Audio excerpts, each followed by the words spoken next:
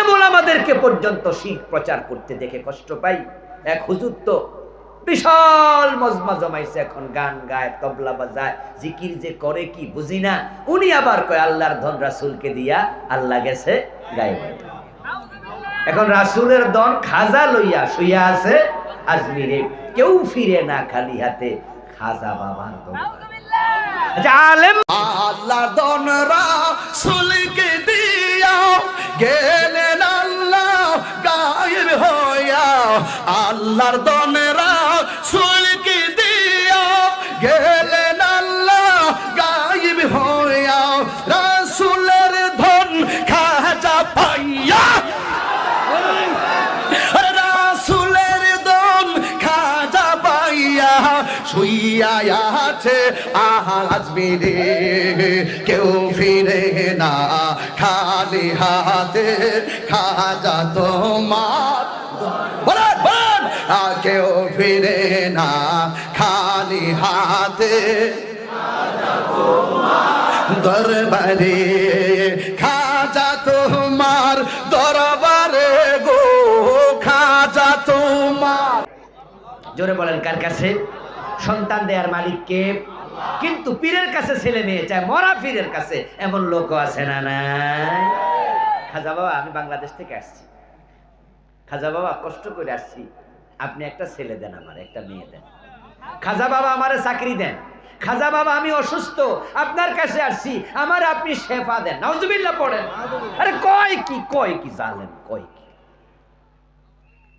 ইজা সাআলতা ফাসআলিল্লাহ, ইজা ইসতাআনতা ফাসতাইন বিল্লাহ।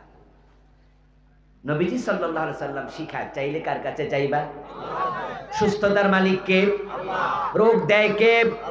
আল্লাহকে বলো, আল্লাহকে, অন্যকে না। ডাক্তার সাহেব আমার একটু বাঁচান, আস্তাগফিরুল্লাহ, কই কি? একবারে হিন্দুদের আকীদা।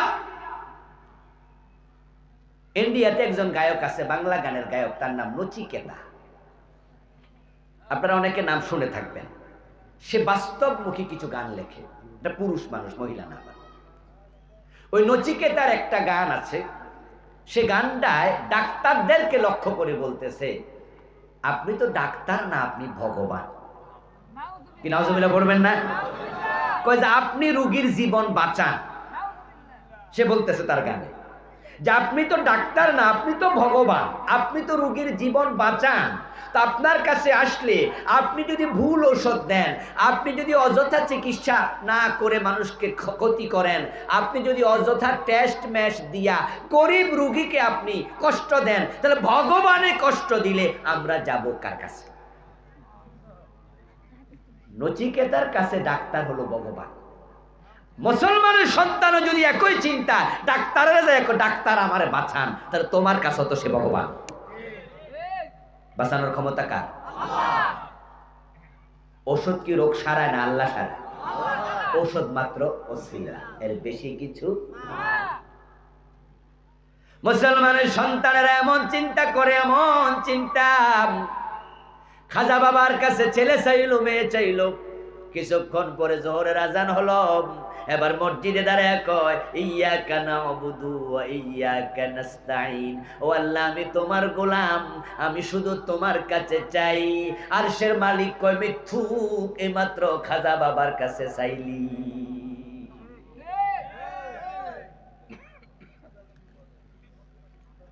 আপনি বলতেছেন আল্লাহ আমি শুধু তোমার গোলাম, অথচ আপনি আদালতের হাকিম। সকাল 10টায় গিয়ে চেয়ারে বসছেন, আজকে আপনি 2 থেকে 3টা মামলার রায় দিলেন। জোহরের নামাজের আগ পর্যন্ত 3টা মামলা, 2টা মামলার রায় দিলেন হাকিম। ওই 2-3টা মামলার রায় দেওয়ার সময় একটা মামলা তো আল্লাহর কোরআনের আলোকে রায় দেন নাই, রায় দিছেন ব্রিটিশ আইনের আলোকে। চোর ধরে জেলে দিছেন, হাত কাটেন নাই। জেনার মামলায় শাস্তি দিছেন বেত্রাঘাত, তাকে দেন নাই। তাকে বিবাহিত হলে রজমের শাস্তি দেন নাই, দিছেন জেল, দিছেন জরিমানা। অথচ আপনি জোহরের নামাজের টাইমে আদালতের হাকিম আল্লাহর সামনে দাঁড়ায়া কয়, ইয়াকা না'বুদু, আল্লাহ আমি শুধু তোমার গোলাম। আল্লাহ কয়, মিথ্যুক, তুই আদালতে ছিলি ব্রিটিশের গোলাম।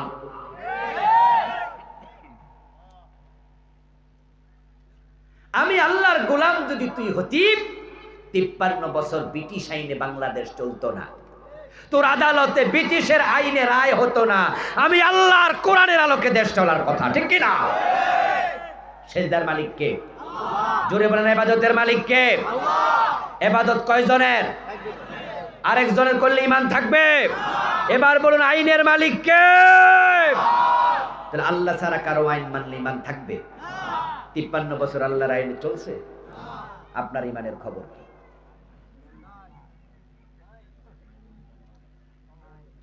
মুসলমানের সন্তান পত্রিকায় দেখি রাশিফল বাইরে, ইত্তেফাক পত্রিকা, বিভিন্ন পত্রিকা মাসে একবার বা দুইবার দেখবেন যে অর্ধ পৃষ্ঠা রাশিফল।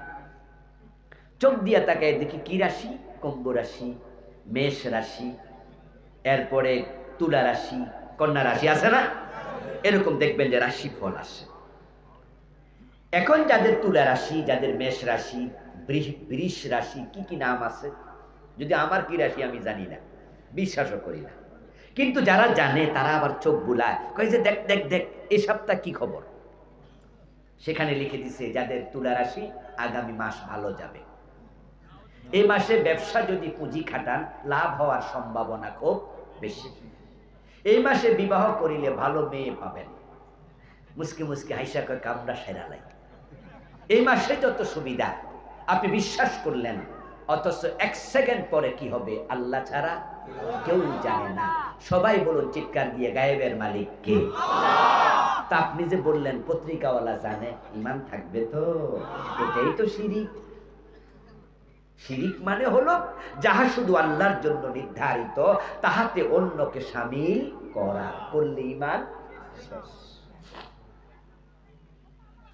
আশ্চর্য মানুষ, বাবা লিটন দেওয়ান বসে আছে বসুন্ধরা শপিং মলে, বিশাল দোকান, রমরমা ব্যবসা, মানুষ যায় তার আংটি নেয়ার জন্য, হাতের মাঝে আংটি দেয়। কেন আংটি দেয়? এই আংটি হাতে দিলে ব্যবসা তর করে উন্নত হবে, এই আংটি হাতে দিলে বিপদ মুসিবত আসবে না, বিপদ থেকে বাঁচার জন্য আংটি হাতে দিয়েছ, ঈমান শেষ। কারণ বিপদ থেকে আল্লাহ ছাড়া কেউ বাঁচাতে পারে না। শিরকের অভাব নাই। আমি এ নিয়ে বই লিখেছি, এই বইতে আমি বাংলাদেশে চলমান 29টা শিরিক লিখছি, ছোট্ট বই, পড়বেন, আমার গাড়ির ড্রাইভারের কাছে আছে, 8টা বই লিখেছি আমি, 29টা লিখছি। আলেম ওলামাদেরকে পর্যন্ত শিরক প্রচার করতে দেখে কষ্ট পাই। এক হুজুর তো বিশাল মজমা জমাইছে, এখন গান গায়, তবলা বাজায়, জিকির যে করে কি বুঝি না, উনি আবার কয় আল্লাহর ধন রাসূলকে দিয়া আল্লাহ গেছে গায়েবে। এখন রাসূলের ধন খাজা লইয়া শুইয়া আছে আজমিরে, কেউ ফিরে না খালি হাতে, খাজা বাবার দরবারে। আচ্ছা, আলেমরা যদি এমন বলে তাহলে জাহেলরা কার কাছে যাবে?